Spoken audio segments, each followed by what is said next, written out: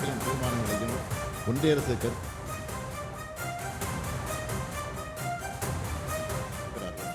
மாண்புமிகு பேரவைத் தலைவர் அவர்களே, ஒன்றிய அரசு நமது கோரிக்கையை நிராகரித்திருக்கலாம்.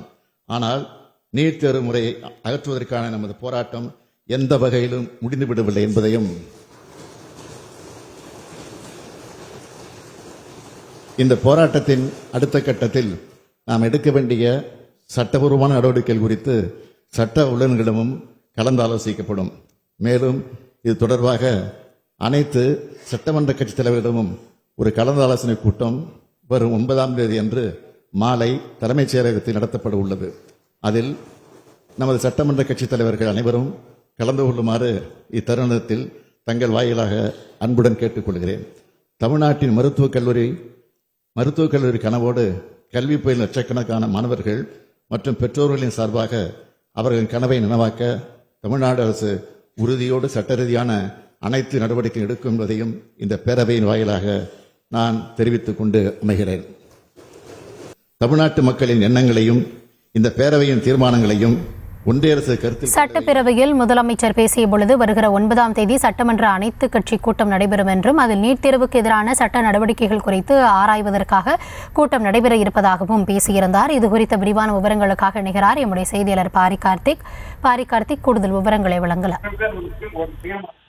வணக்கம். நீட் தேர்வு குறித்து தற்போது அனைத்து கட்சி கூட்டம் வருகின்ற ஏப்ரல் 9ஆம் தேதி தலைமைச் செயலகத்தில் நடைபெறும் என்று தமிழ்நாடு முதலமைச்சர் அவர்கள் தற்போது சட்டப்பேரவையில் அறிவித்திருக்கிறார். நீட் தேர்வுக்கு விலக்கு பெறுவது தொடர்பாக ஏப்ரல் 9ஆம் தேதி அனைத்து கட்சி கூட்டத்தில் அனைவரும் பங்கேற்க வேண்டும் என்றும் தற்போது தமிழ்நாடு முதலமைச்சர் அவர்கள் சட்டப்பேரவையிலே கோரிக்கை வைத்திருக்கிறார். மத்திய அரசு நிராகரித்தாலும் நீட் தேர்வுக்கு எதிரான இந்த போராட்டமானது தொடர்ச்சியாக நடைபெறும் என்றும் தற்போது தெரிவித்திருக்கிறார். ஏற்கனவே நீட் தேர்வு தொடர்பாக பல்வேறு மாணவர்கள் தங்களுடைய உயிர்களை மாய்த்த ஒரு சோகம் தமிழகத்தில் நடந்த நிலையில் தொடர்ச்சியாக தமிழ்நாடு அரசும் நீட் தேர்வு தொடர்பாக கடுமையான தன் கண்டனங்களை தெரிவித்துள்ள நிலையில் நீதிமன்றம் மூலமாக வழக்கு தொடரப்பட்டு அந்த வழக்கும் நடைபெற்று வருகிறது. எனவே மத்திய அரசு நிராகரித்ததை பேரவையில் வருத்தத்துடன் தெரிவித்துக் கொள்கிறேன் என்று தற்போது தமிழ்நாடு முதலமைச்சர்கள் தெரிவித்திருக்கிறார். அது மட்டுமல்ல, ஆளுநர் மூலம் குடியரசுத் தலைவர் ஒப்புதலுக்காக அனுப்பி வைத்த மசோதாவும் நிராகரிக்கப்பட்டிருப்பதாக முதலமைச்சர் அவர்கள் தெரிவித்திருக்கிறார். இதன் அடிப்படையில் தான் வருகின்ற 9ஆம் தேதி இந்த அனைத்து கட்சி கூட்டம் நடைபெறுகிறது. இந்த அனைத்து கட்சி கூட்டத்தில் எடுக்கப்படும் நடவடிக்கையின் அடிப்படையில் அடுத்த கட்ட நடவடிக்கை எடுக்கப்படும் என்றும் தற்போது தமிழ்நாடு முதலமைச்சர் அவர்கள் சட்டப்பேரவையில் அறிவித்திருக்கிறார். அதன் அடிப்படையிலே வருகின்ற 9ஆம் தேதி இந்த கூட்டம் நடைபெறுகிறது. இந்த கூட்டத்தில் அனைத்து கட்சியினரும் பங்கேற்க வேண்டும் என்றும் தற்போது தமிழ்நாடு முதலமைச்சர் அவர்கள் அழைப்பிட்டிருக்கிறார்.